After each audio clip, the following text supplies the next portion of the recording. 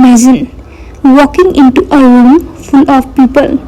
Your heart starts racing, your palms get sweaty, and your mind fills with thoughts like, what if I say something stupid or everyone is watching me? If this sounds familiar, you are not alone.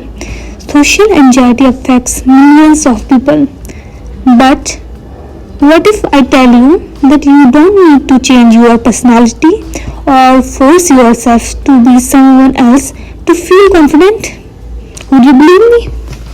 So, welcome to How to Be Yourself, Quit Your Inner Critic and Rise Above Social Anxiety, a book by Dr. Hendriksen that helps you overcome social anxiety not by changing who you are but by quitting the inner voice that holds you back. So let's start with the part 1 of this book, Understanding Social Anxiety. So what is social anxiety? Social anxiety is more than just shyness. It is the fear of being judged, embarrassed or rejected. It makes simple situations like talking to a stranger or speaking in a meeting feel overwhelming. Social anxiety has the evolutionary root. Humans are wired to care about social acceptance because in ancient times, being part of a group means survival. The spotlight effect.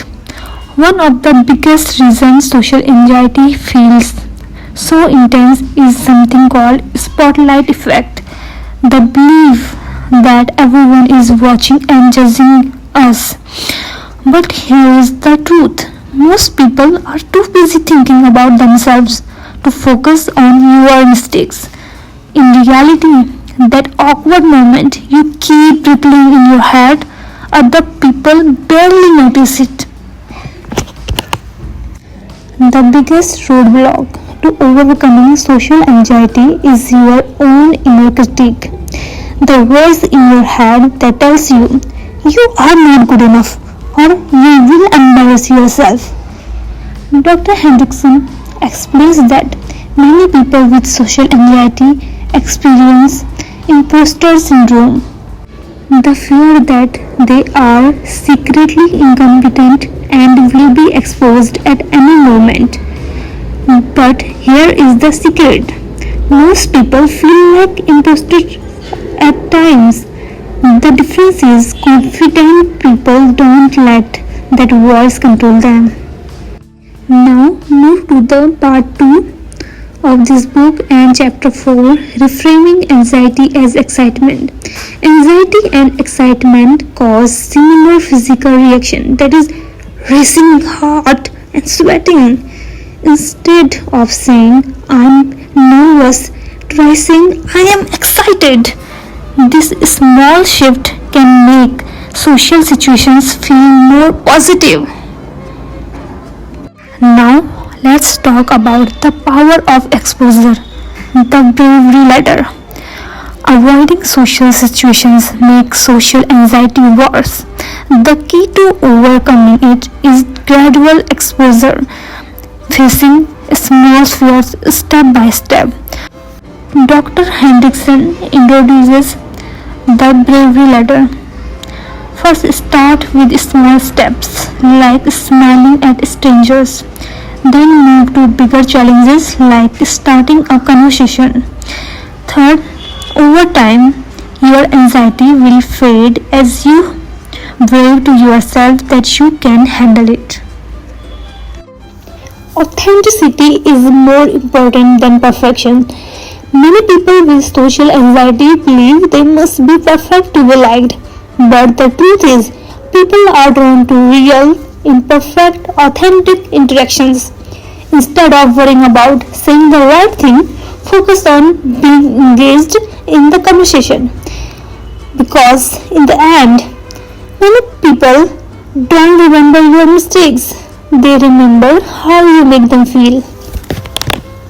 Now, let's move to the part 3 of this book, Applying Social Confidence in Daily Life. Chapter 7. Navigating Small Talk and Conversation. Small talk can feel awkward, but it's a skill that anyone can learn. Use the Ford method to keep conversations going. That is, F for family, O for occupation, R for recreation or hobbies, or D for dream. Instead of thinking, what should I say? Try thinking, what can I learn about this person? So, if you apply this method in your daily life, you will able to handle the conversations. Now let's learn public speaking without panic. Public speaking is one of the most common fears, but Dr. Hendriksen offers studies to make it clear. Focus on delivering value, not perfection. Practice just enough, don't over-rehearse. Use power poses before speaking to boost confidence. Overcoming social anxiety in dating. Dating can be intimidating, but it's not a performance, it's a conversation. Instead of trying to impress, focus on being curious and engaged. The best way to connect is to be yourself. Thriving in the workplace. Work environment can be tough for socially anxious individuals due to meetings, presentations, and networking strategies.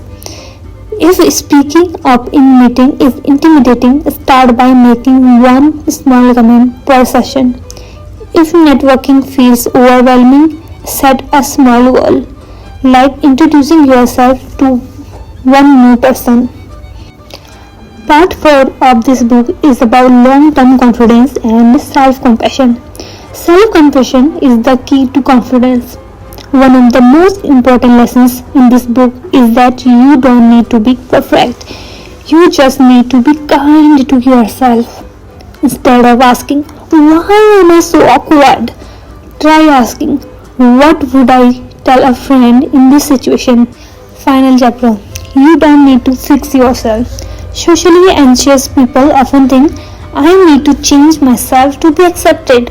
Reality. The goal isn't to change your personality. It is to remove the self-doubt that holds you back. That is the final message. You don't have to be perfect. Just be yourself. Here are some practical exercises from how to be yourself that you can try to manage and overcome social anxiety.